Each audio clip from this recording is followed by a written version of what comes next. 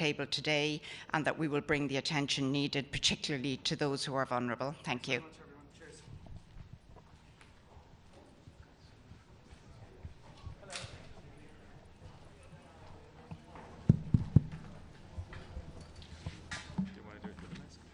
No. Yeah. I think I'll take off the mask. Good morning. Good morning, everyone. Norway and Estonia have called for another urgent meeting by the UN Security Council to discuss the swiftly changing situation in Afghanistan. Our main concern is the security and well-being of the people. Right now, thousands of Afghan civilians, young and old, are once again leaving their homes in fear of their lives and future. The country and its population are now facing a multi-layered crisis of very significant proportion. We call for an immediate end to the violence in Afghanistan, the restoration of security and civil order, urgent talks to resolve the current crisis of authority and to arrive at a peaceful settlement. Restoring law and order in Kabul must have the utmost priority. There have been disturbing reports of looting and chaos. The current situation at and around Kabul International Airport is also unclear and deeply worrying. We call on all parties to ensure that all Afghan and foreign nationals who wish to leave the country by air or land can do so in a safe and orderly way. On behalf of the panel holders, let me also assure you that we will continue our long-standing commitment and engagement with Afghanistan. We will continue our support to the UN and humanitarian actors and their incredibly important mandate to provide humanitarian assistance and protection to Afghan people across the country. The people of Afghanistan need our full attention and support in the difficult time that lies ahead. Thank you. Ambassador, will you recognize the Taliban as a government?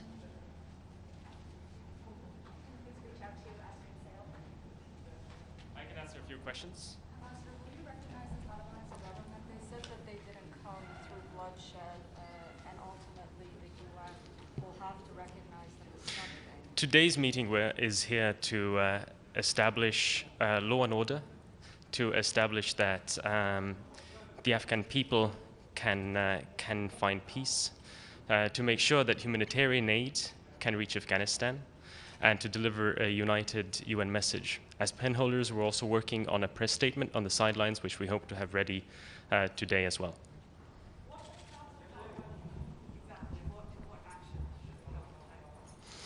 At this moment, it's about coordinating all the international actions. Thank you very much.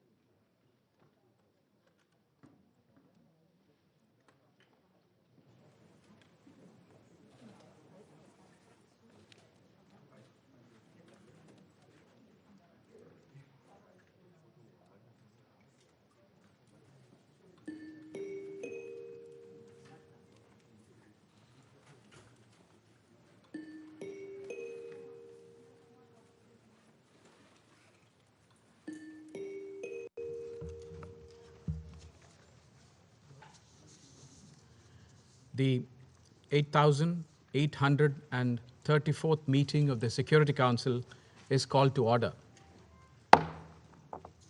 The provisional agenda for this meeting is the situation in Afghanistan. The agenda is adopted. In accordance with Rule 37 of the Council's Provisional Rules of Procedure, I invite the representative of Afghanistan to participate in this meeting. It is so decided. The Security Council will now begin its consideration of item 2 of the agenda. I would like to warmly welcome His Excellency the Secretary General, Mr. Antonio Guterres, and would like to give him the floor. Excellency, you have the floor.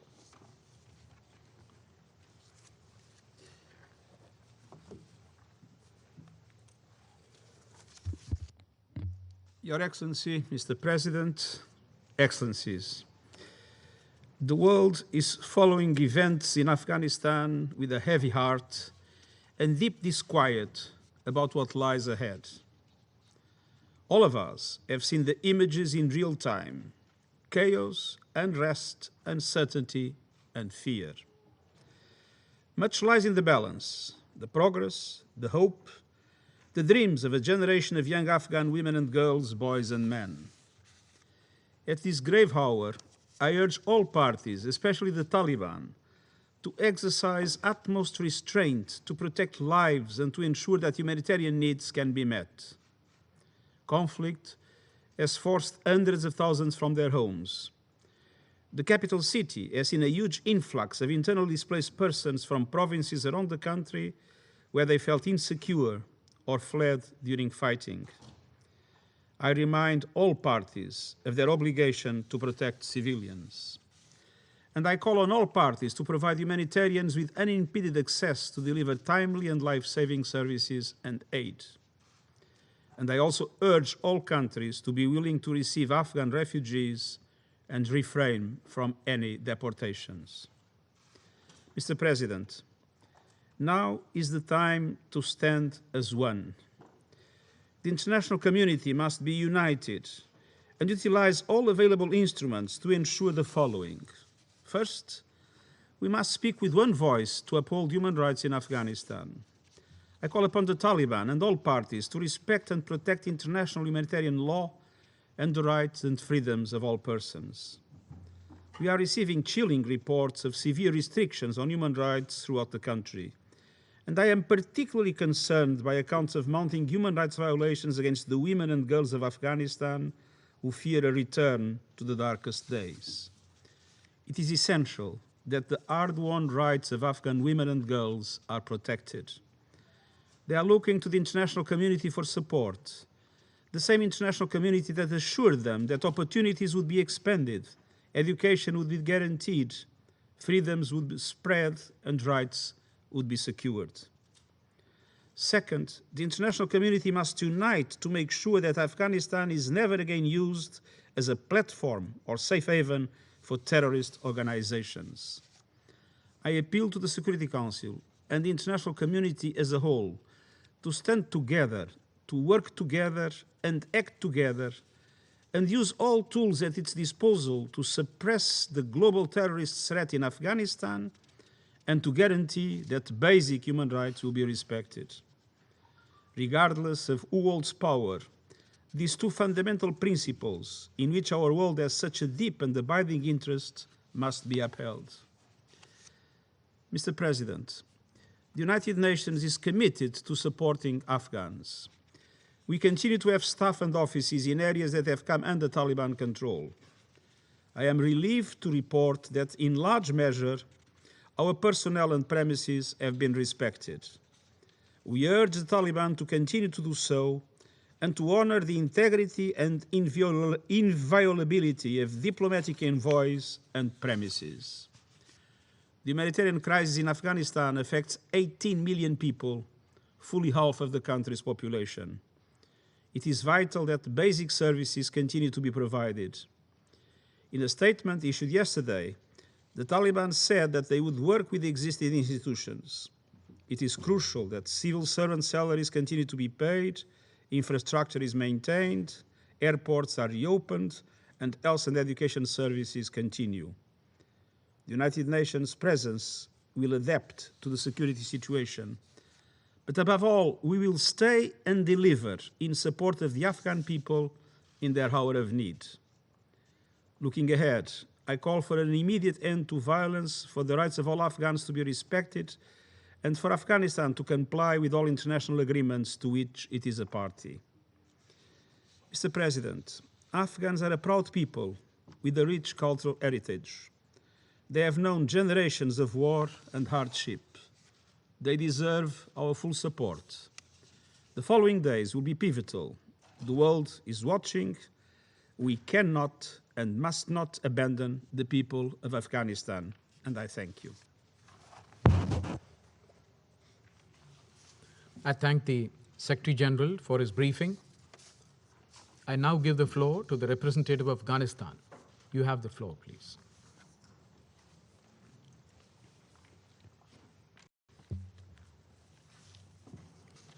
Your Excellency, the President, Excellency, Mr. Secretary General, Excellencies, ladies and gentlemen, good morning. Thank you, Mr. President, for this opportunity to speak at yet another Council meeting on the situation in Afghanistan and for India's leadership of the Council during this critical period. We welcome the convening of this emergency session of the Security Council on the situation in Afghanistan and thank all the Council members, particularly Estonia and Norway, as co-pin holder of Afghanistan, for their role in organizing this session. Mr. President, today I'm speaking on behalf of millions of people in Afghanistan whose fate hangs in the balance and are faced with an extremely uncertain future.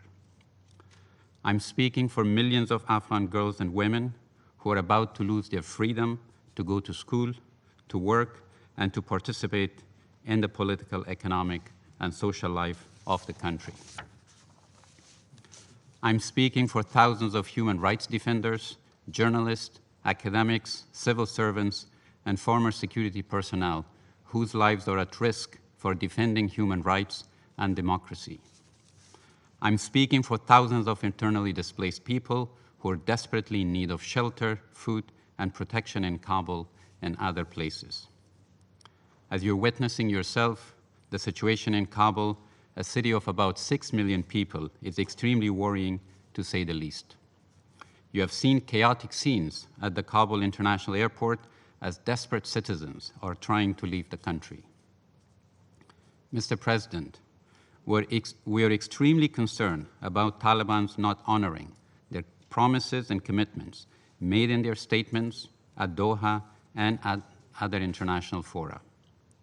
We've witnessed time and again how Taliban have broken their promises and commitments in the past. We have seen gruesome images of Taliban's mass executions of military personnel and target killings of civilians in Kandahar and other big cities. Mr. President, we cannot allow this to happen in Kabul, which has been the last refuge for many people escaping violence and Taliban's revenge attacks. Kabul residents are reporting the Taliban have already started house-to-house searches in some neighborhoods, registering names and looking for people in their target list. There are already reports of target killings and looting in the city. Kabul residents are living in absolute fear right now. Mr. President, there is no time for blame game anymore. We have an opportunity to prevent further violence, prevent Afghanistan descending into a civil war and becoming a pariah state. Therefore, the Security Council and the UN Secretary General should use every means at its disposal to call for an immediate cessation of violence and respect for human rights and international humanitarian law. Call on the Taliban to fully respect the general amnesty offered by them, cease target killing and revenge attacks, and abide by international humanitarian laws. Urge that no public institutions and service delivery infrastructure be demolished, including works of arts in museums and media institutions. Stress that anyone violating human rights of Afghan citizens and international humanitarian law will be held accountable. urgently establish a humanitarian corridor for the evacuation of those at risk of Taliban's retributions and attacks. Call on neighboring countries of Afghanistan to open their borders and facilitate exit of people trying to escape and entry of goods for humanitarian relief and operations. Call for the immediate establishment of an inclusive and representative transitional government that includes all ethnic groups and women representatives, which can lead to a dignified and lasting solution to the conflict, bring peace, and preserve the gains of the last 20 years, especially for women and girls. Stress that the Council and the United Nations will not recognize any administration that achieves power through force or any government that is not inclusive and representative of its diversity of the country. Unequivocally state that it does not recognize the restoration of the Islamic Emirate as reaffirmed in previous Council statement and agreements. Establish international guarantees for the implementation of a future political agreement. And finally, mobilize urgent humanitarian assistance for the 18 million people of Afghanistan, particularly those displaced by current conflict. The UN humanitarian appeal at $1.3 billion remain 40% funded. We urge the international community to meet the remainder of this life-saving appeal to provide critical aid to all internally displaced people. At the end, I would like to thank the United Nations and many other international organizations who are on the ground providing life-saving humanitarian support and monitoring human rights on the ground. Thank you, Mr. President. I thank the representative of Afghanistan for a statement. I will now give the floor to those council members who wish to make statements. I give the floor to the representative of Estonia. You have the floor, please. Thank you, Mr. President. I welcome the presence and the strong messages of the Secretary General and the representative of Afghanistan. Last week, we highlighted our grave concern that the number of civilians killed and injured in Afghanistan had reached the highest on record, with Taliban responsible for the largest share of casualties. Today, having declared control over Afghanistan, the Taliban bear even greater responsibility and accountability for the safety and security of all people in Afghanistan. Estonia calls for those in power, those in positions of authority, to adhere to international law, in particular international humanitarian law, and uphold the norms and standards on human rights. What has not changed is that more than half the population of Afghanistan is in need of humanitarian aid. It is of critical importance to ensure that humanitarian access is not hindered and that aid providers can work in safety. We call on all parties to allow immediate, safe, and unhindered humanitarian access for UN humanitarian agencies and other actors providing assistance.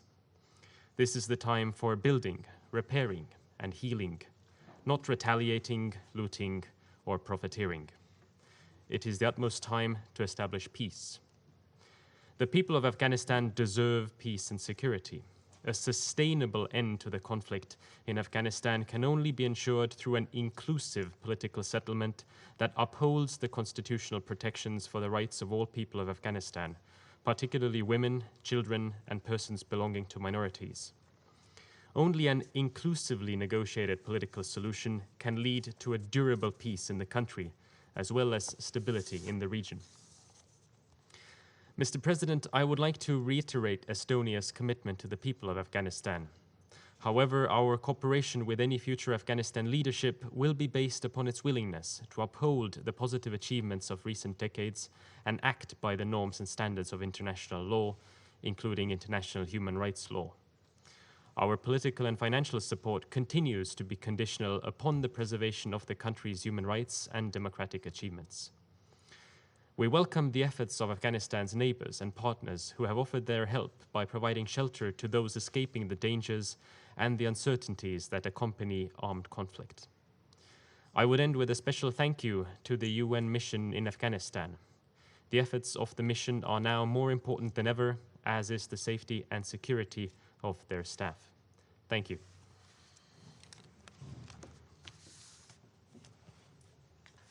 I thank the representative of Estonia for his statement. I now give the floor to the representative of Norway. You have the floor, please. Thank you, Mr. President. And thank you for calling this emergency meeting on the situation in Afghanistan.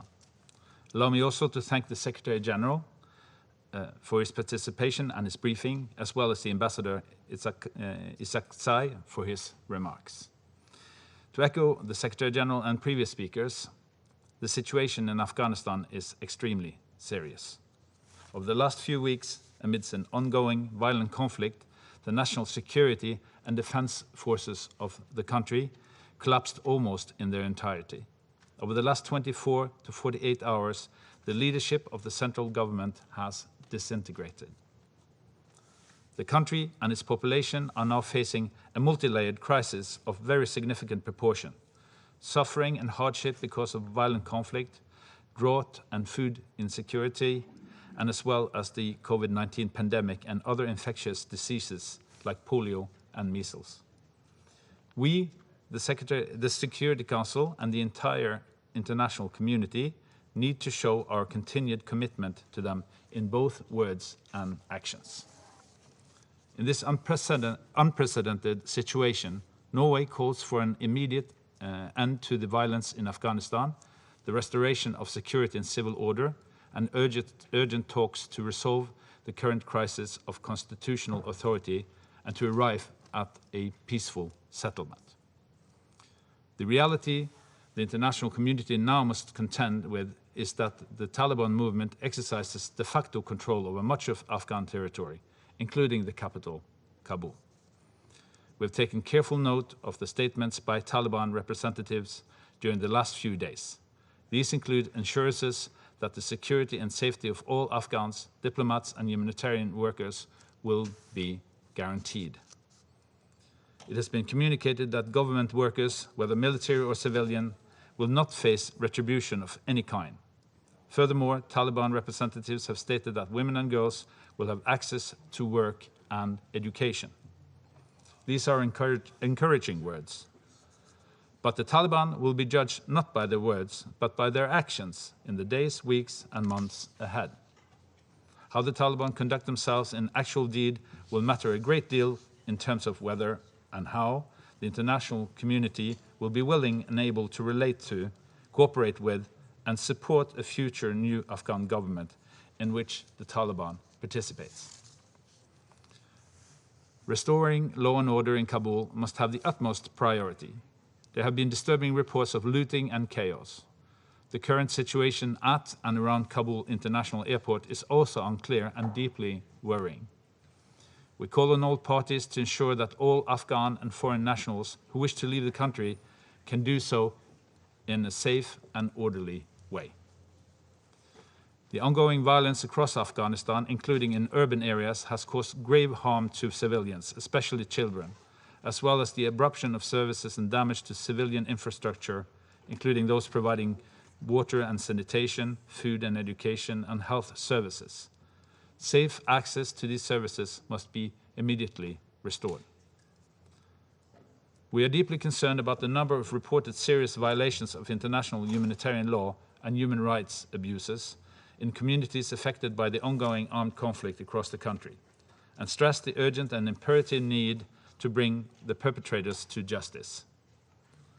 All parties must respect their obligations under international humanitarian law in all circumstances, including those relating to the protection of civilians. A sustainable end to the conflict in Afghanistan can only be achieved through an inclusive, just, durable, and realistic political settlement that upholds human rights, especially for women, children, and minorities. We express our support for the ongoing political and diplomatic efforts centered on both Doha and Kabul to ensure a transition that is orderly and prevent further bloodshed. We commend the ongoing diplomatic efforts by several key stakeholders, including the United States, Qatar, and Pakistan. The future new government must be united, inclusive, representative, and participatory. It must have the full, equal, and meaningful participation of women. It must adhere to Afghanistan international obligations, including with regards to respecting universal human rights. Finally, for peace builders, human rights defenders, journalists, and media workers, especially the brave women who for years have stood up for their rights and demanded equal participation and say in their future, the situation feels desperate. Consistent marginalization at negotiations, as well as reprisals and targeted violence against them and their family members, draws deep concern about their safety and the goal of an inclusive political settlement. In the current situation, we, the Council, and the wider international community all have a responsibility to ensure their protection and must use all means of support and diplomatic and political channels to amplify their voices and protect them from harm. Thank you, Mr. President. I thank the representative of Norway for his statement. I now give the floor to the representative of the United States. You have the floor, please. Thank you, Mr. President. Secretary General Guterres, thank you for your sobering briefing and for your strong statement. Your role, along with your personal envoy, Jean Arnaud, and Special Representative Lyons and her team on the ground, is especially vital now. And as we enter an uncertain and crucial period that requires the international community to speak with a clear and unified voice. The United States deeply appreciates the continued efforts of UNAMA and other UN actors on the ground in Afghanistan that are continuing to provide life-saving assistance to Afghans in need. We also thank Norway and Estonia for calling this meeting and India for convening it given the events of the past 72 hours. And we welcome the participation of Afghanistan to this meeting. Over this past weekend, members of the international community joined together to state unequivocally that every Afghan should be able to live in safety, security, and dignity. We also called on all parties in Afghanistan to ensure safe departures and the protection of human life and property. Today, I want to reiterate, reemphasize, and reassert this call. Civilian populations, including journalists and non-combatants, must be protected. Attacks against civilians or civilian objects must stop, and the human rights and fundamental freedoms of all Afghan citizens, especially women, girls, and members of minority groups, must be respected. We also call on all parties to prevent terrorism, and we must all ensure Afghanistan cannot ever again be a base for terrorism. We also call on the Taliban to permit humanitarian organizations to continue their vital work in Afghanistan.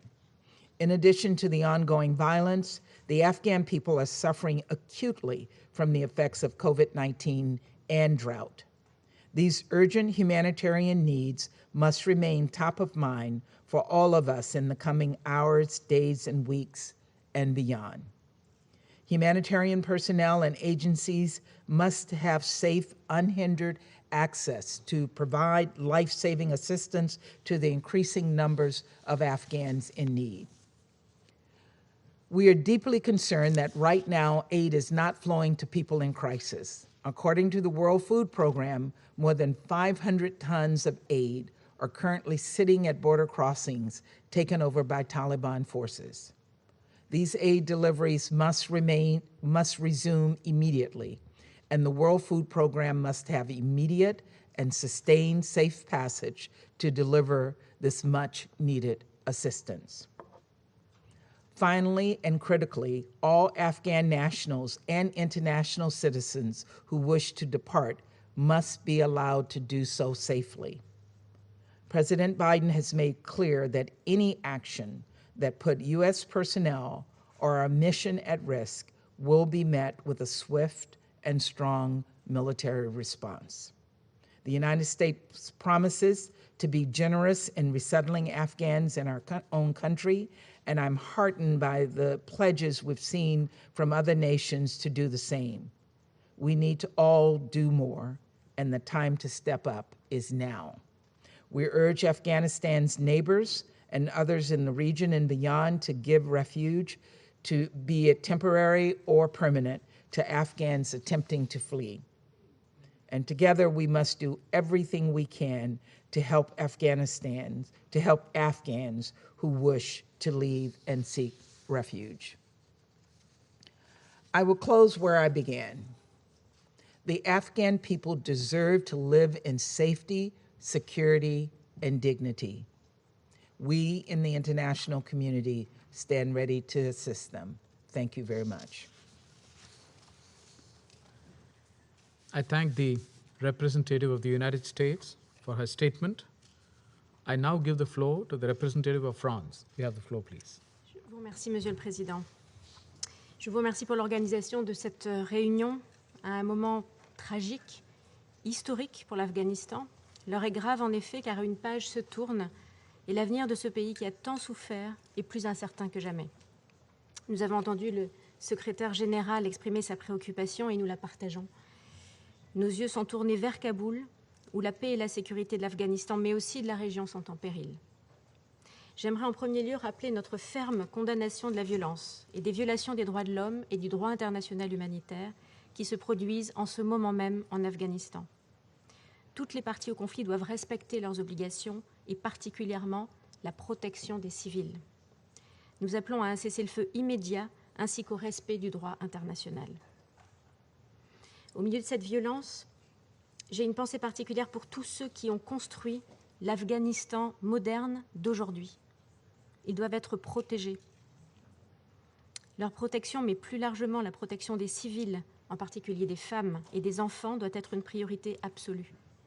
Les responsables d'exactions ne demeureront pas impunis.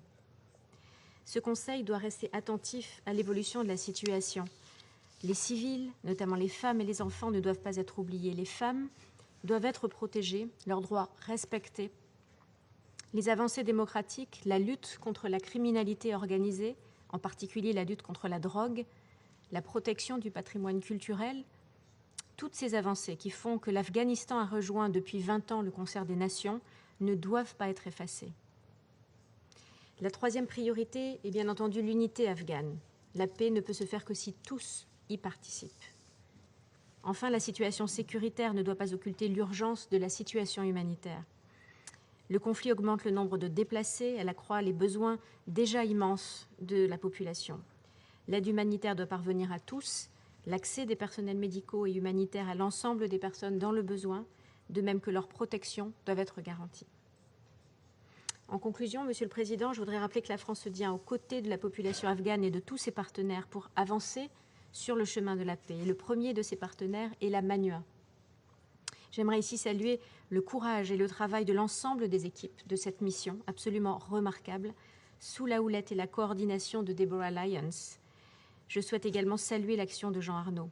Les Nations Unies ont un rôle essentiel, indispensable à jouer en Afghanistan, mais elles ne pourront pas faire seules. L'engagement résolu de la communauté internationale aux côtés du peuple afghan sera tout aussi déterminant dans les mois et les années qui viennent. Je vous remercie.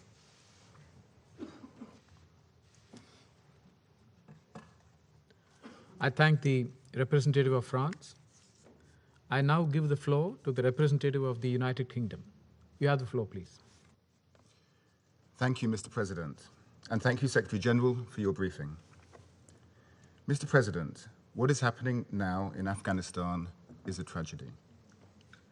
We have long believed that the only path to a sustainable peace in Afghanistan and regional stability lay in a negotiated political settlement. We have worked hard to breathe life into peace negotiations between the Afghan government and the Taliban, working closely with the US, our leading allies, and other regional powers. The Taliban pledged at Doha to engage in those talks in good faith. Their actions on the ground have betrayed that promise. Mr. President, the Taliban must immediately do three things. First, they need to cease all hostilities and military action to ensure the protection of civilians and to allow the safe and orderly departure of foreign nationals and others who wish to leave. Second, they must commit unequivocally not to harbour or give safe haven to terrorist groups which endanger other countries. And third, the Taliban must honour their promises to protect and uphold human rights, including those of women, girls, and minorities. We have seen evidence of Taliban human rights abuses in areas where they have taken control, including persecution of minority groups, harsh restrictions on women, allegations of forced marriage, and using civilians as human shields.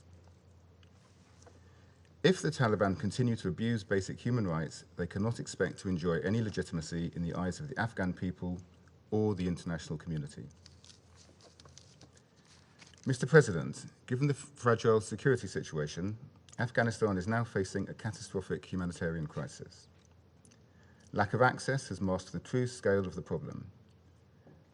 Half the population were already in need of humanitarian assistance at the start of the year, and the situation is much worse now.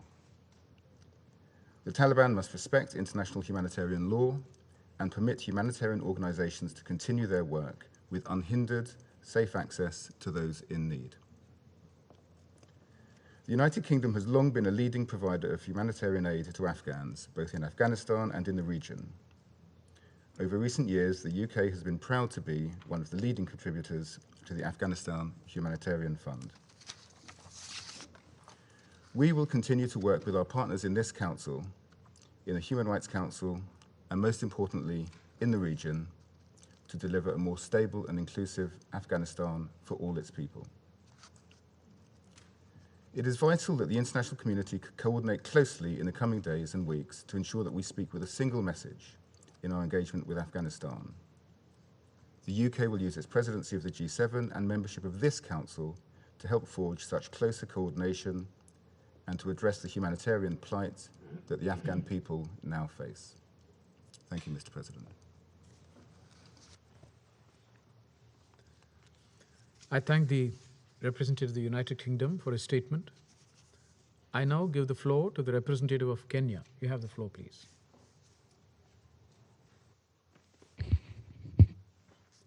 Good morning.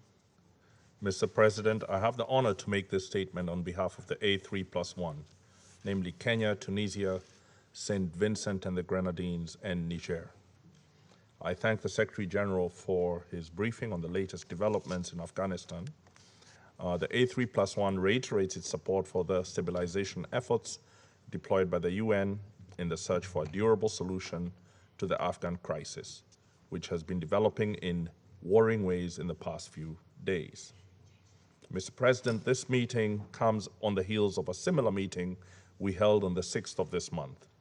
If at that time we still harbored hope, as slim as that might have been, for the Taliban to heed our appeal and stop their attacks, today we're faced with a fait accompli, with the effective collapse of the Afghan government and a takeover by the insurgents. The A3+1 deplores the violence, human rights abuses, and the loss of life and the suffering endured by the civilian population who were forced to leave their areas because of the latest combat all over the country. We reiterate our call for an immediate end to the hostilities. We reiterate our principal rejection for any seizure of power by force and call for the establishment of an effective dialogue, convinced that the only viable solution to this conflict is a negotiated political settlement. We take note of the discussions between the Taliban and the different Afghan stakeholders. We hope that these negotiations will result in an interim transitional government that would be inclusive and take into account other political voices within the country. We also urge the international community and all regional powers that have leverage on the warring parties to use that influence and advocate for a lasting ceasefire, which is a condition for true dialogue. Mr. President, while it is difficult to predict how the coming days, months, or years will unfold, in particular with regard to the political and security situations, one thing that remains for certain is that Afghanistan is on the brink of a humanitarian catastrophe of which the first victims are women and children. The A3+1 would therefore like to highlight the importance of finding an urgent and sustainable solution to the already dire humanitarian crisis, which has been worsened by the recent fighting. The effects of the recent upsurge of violence, combined with those of climate change and the COVID-19 pandemic, have created a situation where more than a third of the population is experiencing food insecurity and thousands are internally displaced, the overwhelming majority being women and children. We call for the United Nations and the humanitarian agencies to step up their support to the displaced populations and honor the pledges made to the Afghan humanitarian plan. Mr. President, the Afghan people now, more than ever, need the support and solidarity of the international community and regional players to help them navigate this challenging time. Every effort must be made to mitigate the pains of the civil war and to assist them in their search for peace and a stable environment conducive to the pursuit of democratic governance as well as social and economic well-being. The A3+1 continue to welcome and fully support the good offices of the United Nations and all other diplomatic efforts by neighboring countries to reduce tension in order to reach a negotiated solution to the crisis. Furthermore, we emphasize that the search for peace must not be at the expense of Afghan human rights, particularly those of women, children, and Afghanistan's ethnic and religious minorities. While making peace requires settlement between combatants, we believe that the international community does not wish for peace processes to reward and legitimize the use of military interventions and association with terrorist organizations through political recognition. We recall how the Taliban came to be thrown out of power because of their support of Al-Qaeda. Reports of the release of prisoners affiliated to ISIS and Al-Qaeda by the Taliban are extremely disturbing. Such actions will embolden terrorist networks and motivate a resurgence of increased export of terrorism, particularly to countries in regions that have active conflict situations. In its statement of the 6th of August, the A3+1 recalled this Council's decision to split the Al-Qaeda and Taliban sanction lists in response to efforts by the Afghan government to negotiate a peace process with the Taliban that would lead to national reconciliation in Afghanistan. The purpose of this decision was to provide a future lifeline for members of the Taliban that renounce violence and disassociate themselves from Al-Qaeda. Therefore, the Council must not relent in its demand that the Taliban make sustained efforts to embrace peace, cease its links with Al-Qaeda and ISIS, and engage in the peace process that will transform Afghanistan to a net exporter of peace. As we conclude, Mr. President, the A3+1 notes that the situation in Afghanistan is extremely volatile and unpredictable. Armed insurgent groups and terrorist groups across the world are watching closely in order to replicate the unraveling events. This Council must therefore carefully consider the decisions it makes, fully aware that building political tracks for entities using terrorism to achieve political ends will in the end be counterproductive. Finally, Kenya, Tunisia, St. Vincent and the Grenadines, and Niger reaffirm their unwavering solidarity with the people of Afghanistan during these uncertain times and reaffirm our support for their vision for a peaceful and progressive country. I thank you for your attention. I thank the representative of Kenya for his statement. I now give the floor to the representative of Ireland. You have the floor, please. Thank you very much, Mr. President, and I want to thank the Secretary-General for his presence with us here today and for his very powerful words at the beginning of our meeting. Mr. President, we supported the convening of this urgent meeting today to discuss the unfolding tragic development in Afghanistan. Over the past weeks, we've witnessed, as we've heard in real time, the Taliban seizing control of Afghan cities by force, culminating in the loss of government control in Kabul. We've all seen the scenes of chaos at the airport. We cannot say that we were not warned of this possible outcome. In this room, we have heard many worrying alerts, not least in the courageous testimony of members of Afghan civil society. Sadly and tragically for so many, we failed to heed these warnings. Now we will have to address the consequences. Now, in the face of an unfolding crisis of tragic proportions, this Council will have to assume its responsibilities and act. Mr. President, this is a calamitous situation for all of the people of Afghanistan. As we have consistently done in this chamber, we condemn the appalling violence and the indiscriminate attacks perpetrated against civilians in Afghanistan. The violence and intimidation must end. It's clear that we have entered a new phase in Afghanistan. Peace will only be achieved through an agreed, inclusive, and negotiated solution. Violence does not provide legitimacy, nor does it deliver durable peace. Respect for the rule of law and compliance with international law, including international humanitarian law and human rights law, is imperative. We call now for the utmost restraint to protect lives and to ensure that the dire humanitarian needs be addressed. Given the urgency of the situation and the desperate plight facing the Afghan people, it is vital that we act to address the crisis facing Afghanistan. Lives are at imminent risk through worsening violence, displacement, and food insecurity. The international community has a responsibility to respond, to act to protect civilians, and to alleviate the suffering of the Afghan people. Safe and reliable humanitarian access must be guaranteed and protected, and the work of all relevant UN agencies and humanitarian partners be facilitated without exception.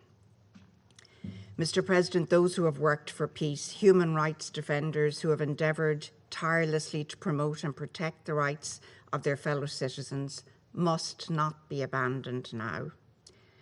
I wish to address the women of Afghanistan directly. Women who have the most at stake as democratic government dissolves and an uncertain future awaits.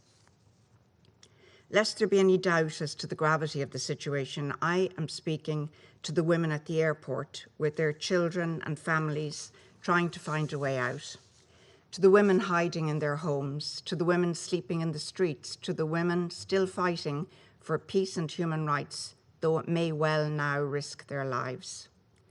Women of Afghanistan, we hear you, and we hear your pleas to the international community at this dark time. The fear, indignation, and sense of betrayal you feel is understood. It is righteous. I call on this Council to stand with the women of Afghanistan. Their rights and their future participation in Afghan society cannot be sacrificed. This is our shared responsibility at this table. It must be our shared priority also. All of us around the table can and should agree that as a non-negotiable principle in all discussions, the rights of women in Afghanistan must be protected. This is the future of Afghanistan. The Taliban have reportedly said that women have nothing to fear from them, yet we hear multiple and credible reports of summary executions, forced marriages, and of sexual and gender-based violence. Telling the international community what it wants to hear will fool no one. We will not turn a blind eye to the truth. We condemn, in the strongest terms, the deliberate targeting of women and girls by the Taliban. Girls must be free to attend school, women must be able to participate fully in society, and those who speak up for human rights must be free to do so. In focusing on the needs of women, of course, I want to also condemn reported reprisals, attacks, and summary executions on Afghan men. This also must stop. Mr. President, it is high time to learn from the past, or we will be doomed to see the worst of history repeating itself in Afghanistan. 2 decades of progress are disintegrating on our watch. The Afghan people have worked too hard, lost too much, to see their futures repeat the past of their mothers, their fathers, grandmothers, and grandfathers, generations lost to conflict. Strong, enduring peace can only be built by inclusive and representative negotiation. Let us be clear here today, the future governance of Afghanistan can only have the support and endorsement of the international community if it guarantees the full, equal, and meaningful participation of women, includes minority groups and youth, upholds human rights and fundamental freedoms, and ensures adherence to the rule of law and accountability as set out in Council Resolution 2513. In our view, the Council needs to be prepared to consider further measures from the toolbox at its disposal as this crisis unfolds. Afghan Minister for Education Ranjina Hamidi spoke in recent hours of her fear, shared by many Afghan women, that she will be forced to pay the price for trying to make Afghanistan a better place, for being active in her society, simply realising her rights. Ireland calls for a clear message today from this Council.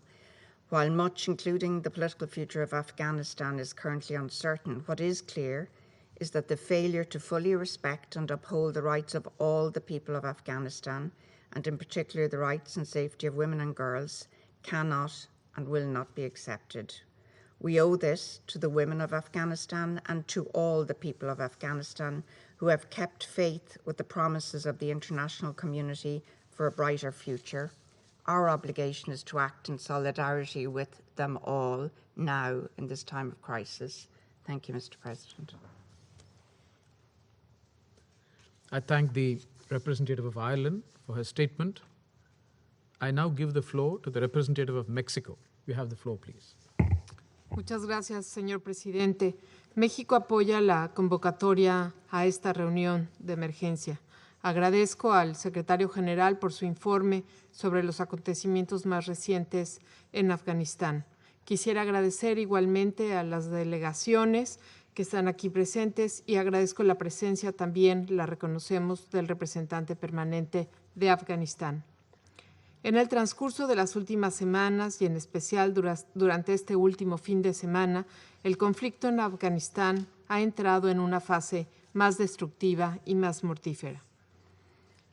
El avance del talibán sobre los principales centros urbanos y ahora Kabul cambió drásticamente la dinámica de poder y ha tenido un impacto humanitario extremadamente preocupante. La ofensiva militar deja claro que sigue sin negociarse un cese al fuego y que las cifras de víctimas por el conflicto son las más altas registradas. México rechaza la vía de la fuerza y de la violencia y subraya enfáticamente que debe respetarse el marco institucional del país y buscarse un proceso de reconciliación nacional. El futuro de Afganistán debe ser decidido democráticamente por todas y por todos los afganos. Mi país igualmente deplora de manera inequívoca los ataques deliberados contra la población civil. Los reportes de ejecuciones sumarias, de ataques deliberados contra mujeres, apaleamientos, restricciones y censura de medios de comunicación son señal de alarma para la comunidad internacional. El precio más alto del atrincheramiento político y militar en Afganistán lo continúan pagando los más vulnerables. La catastrófica trayectoria de violencia afecta a una población que se encuentra en condiciones cada vez más precarias y con muy pocas opciones, especialmente para mujeres y niñas. Personal humanitario, médicos, traductores y otros prestadores de servicios internacionales también se encuentran en especial vulnerabilidad en estos momentos. Y síntoma de ello es la ola masiva de desplazamientos que observamos y la desesperación de los civiles por huir del país. Señor presidente, la campaña militar ha resultado en un cambio drástico de control sobre el territorio y de los medios materiales. Mi país, México, llama urgentemente a que la comunidad internacional evalúe muy seriamente las transferencias de armas que podrían ser desviadas o acabar en manos equivocadas. Mientras exista la proliferación de armamento, el Talibán y otros grupos habrá sustento para consolidar sus objetivos por la vía de la fuerza. Por ello, es que urgimos a que no se aprueben transferencias irresponsables y a que se ejerzan los máximos estándares internacionales para contener el impacto catastrófico de la situación por la que atraviesa Afganistán. Pese a los acuerdos firmados y la existencia de un robusto marco de derecho internacional sobre combate al terrorismo, nos preocupa también que se abra la puerta a que Afganistán sea, una vez más, refugio seguro para grupos terroristas. Cualquier escenario para el futuro de Afganistán debe asegurar que esto no suceda. Señor presidente, la comunidad internacional y en especial el Consejo de Seguridad debe presentar un frente común para dejar en claro que el presente curso de acción resulta inaceptable y que se tienen que respetar los compromisos acordados y privilegiar la vía del diálogo y de la negociación política. Adicionalmente, solicitamos a aquellos que mantienen interlocución directa con el talibán a que expresen su más sonora condena a los ataques contra civiles, en particular mujeres, niños y minorías, y llamar urgentemente a retomar las negociaciones de una forma constructiva. Muchas gracias.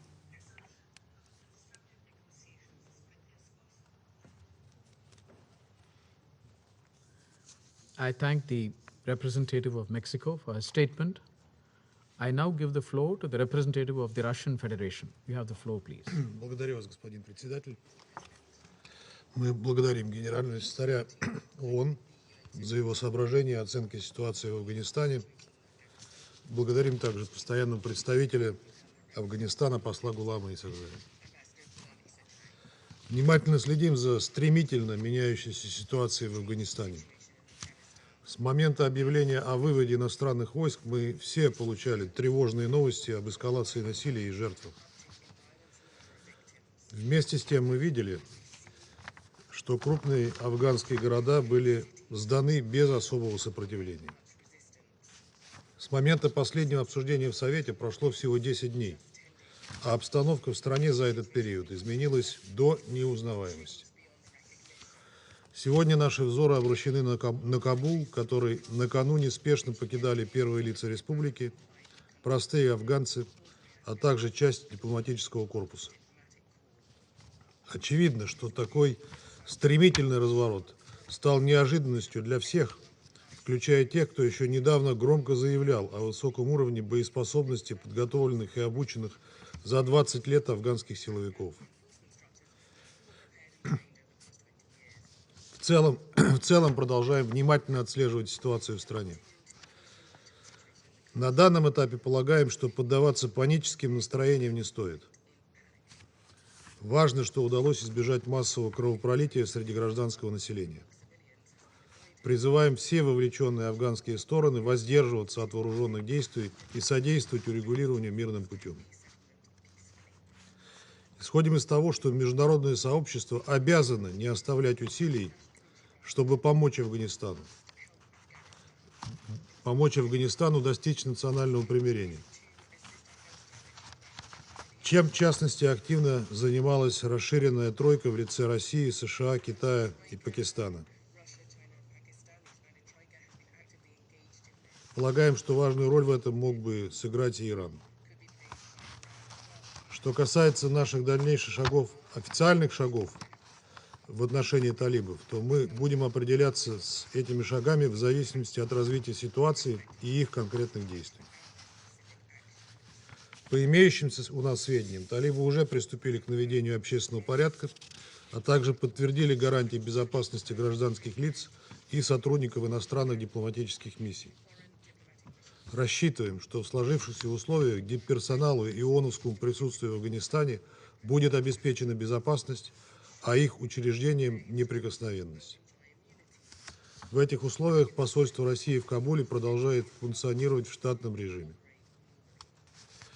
Господин председатель, нас по-прежнему беспокоит сохраняющееся в стране присутствие теругрозы, включая ИГИЛ-Хорасан, чья терактивность рискует выплеснуться за пределы Афганистана и ставить тем самым под удар безопасность соседних государств в Центральной Азии. С терроризмом неразрывно связана и наркопроблема. Деградация обстановки в Афганистане за последние месяцы привела и к резкому ухудшению гуманитарной ситуации. Обеспокоенность вызывают многочисленные сводки о количестве внутренне перемещенных лиц и потоках беженцев за пределы страны. Это создает дополнительную нагрузку на сопредельные республики, включая Таджикистан, Узбекистан, Иран и Пакистан, не говоря уже о риске инфильтрации в регион боевиков, в том числе под видом беженцев. Находимся в регулярном контакте со всеми 5 странами Центральной Азии, как в двустороннем плане, так и по линии региональных организаций ШОС и ОДКБ. Господин председатель, мы по-прежнему заинтересованы в скорейшем мирном урегулировании в Афганистане, последующей стабилизации в стране и ее постконфликтном восстановлении. Убеждены, что от прекращения многолетней кровопролитной войны и нацпримирения выиграют все – народ Афганистана, его региональные соседи и мир в целом. Благодарю вас. I thank the representative of the Russian Federation for his statement. I now give the floor to the representative of Vietnam. You have the floor, please. Thank you, President. And I thank the Secretary General for your presence and for your briefings. I also welcome the presence of representative of Afghanistan to our briefing today. Mr. President, we have followed the situation in Afghanistan, especially in the recent days, with deep concerns. This situation may affect badly the security and stability of not only Afghanistan, but also the region, especially neighboring countries. We are particularly concerned about the high number of civilian casualties reported over the past few weeks. In this regard, I wish to highlight the following. First, the utmost priority now is to protect civilians.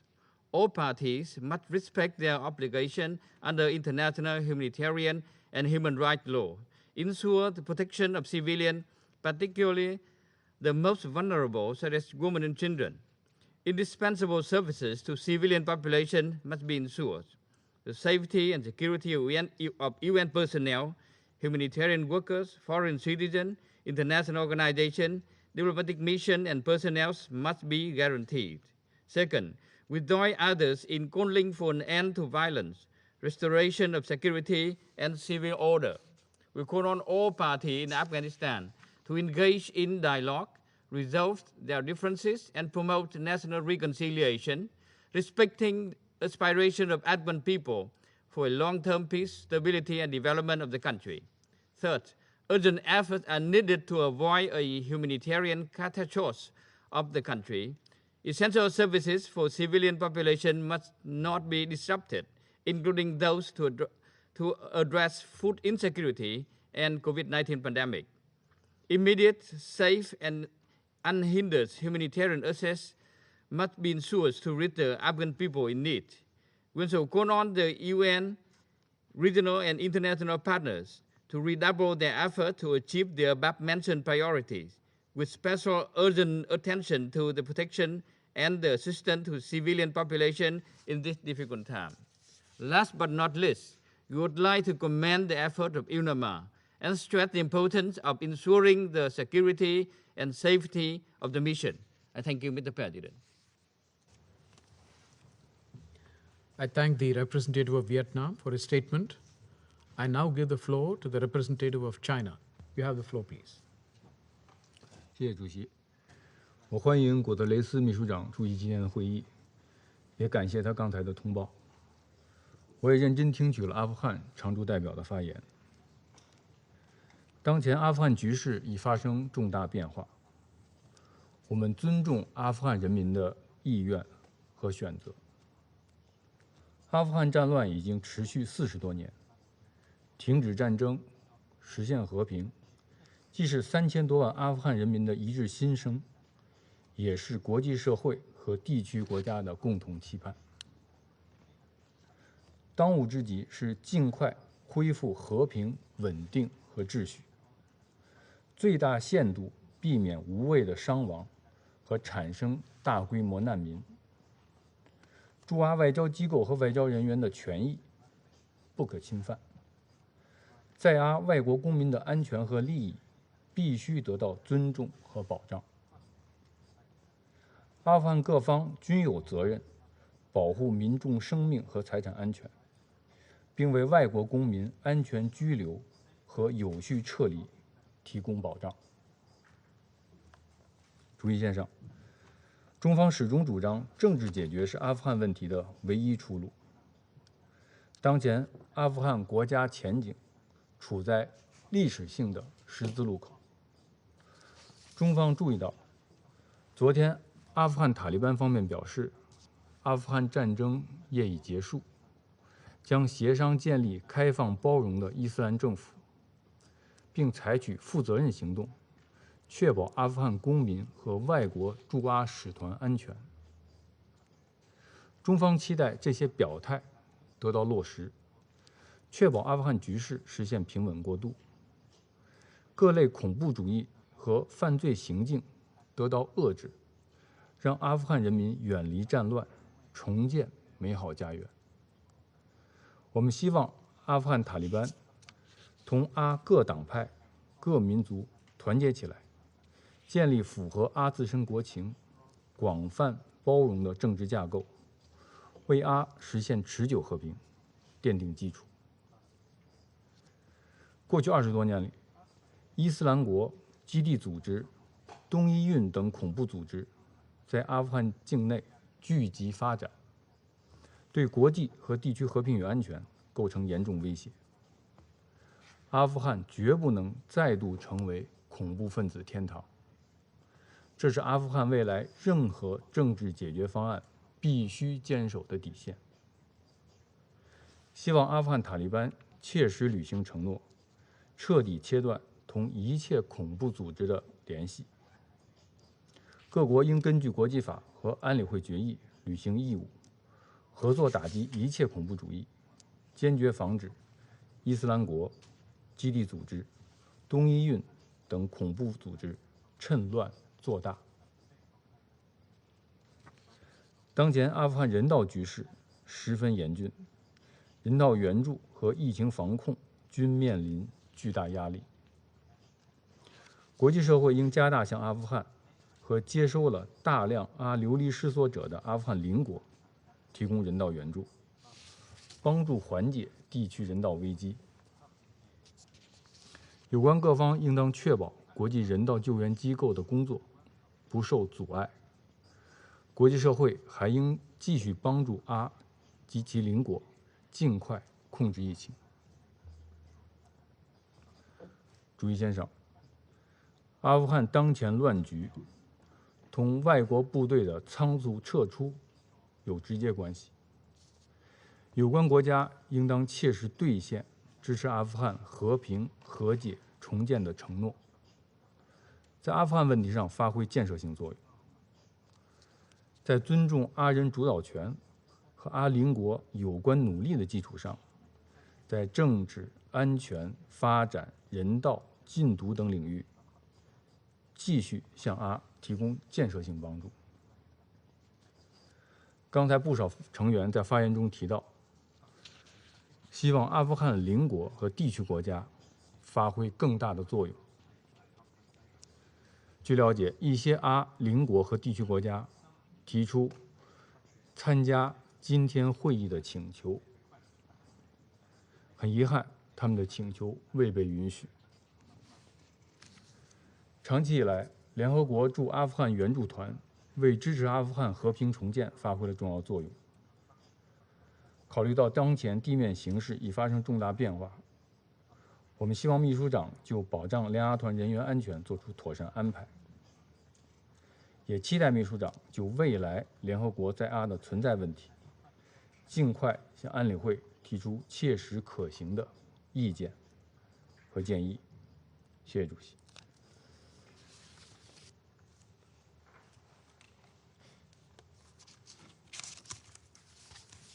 I thank the representative of China for his statement. I shall now make a statement in my capacity as the representative of India.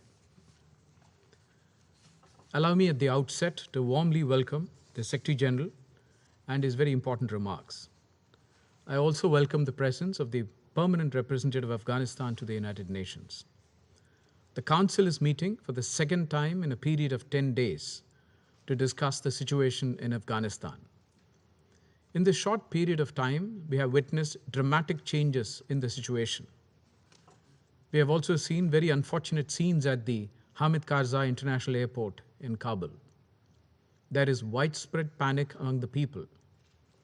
Women and children are in distress. Incidents of firing have been reported from the city, including at the airport. While the security situation remains precarious, a grave humanitarian crisis is unfolding. We have heard urgent appeals from all quarters, including from the Secretary General. It is time for the international community, in particular this Council, to act and ensure an immediate cessation of violence and contain any possible crisis and mitigate its consequences. As a neighbor of Afghanistan, as a friend of its people, the current situation prevailing in the country is of great concern to us in India. Afghan men, women, and children are living under a constant state of fear. They are uncertain about their future. Everyone is concerned about the increasing violations of the fundamental rights of the Afghan citizens.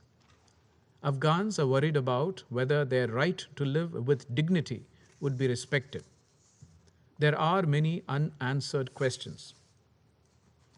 We hope that the situation stabilizes soon and the parties concerned address the humanitarian and security issues.